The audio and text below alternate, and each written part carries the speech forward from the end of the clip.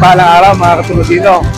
Narito tayo ngayon sa Barangay Santa Teresita para mamahagi ng local pension sa ating mga mahal na ama, lolo at lola, sa ating mga senior citizen. Sa inyo bang bayan ay local pension din ang gaya nito? Dito po sa lungsod ng Santo Tomas ay 19,000 megit. Lahat po sila ay nakakatanggap. Ang mga hindi po nakakatanggap ng mga national pensioner ay meron pong local pension dito. Ang mga edad na 60 to 70 ay makakatanggap ng 1,400. Ang 71 to 75 ay makakatanggap ng 1,700. 76 pataas ay makakatanggap ng 2,000 pesos. At hindi lang yan.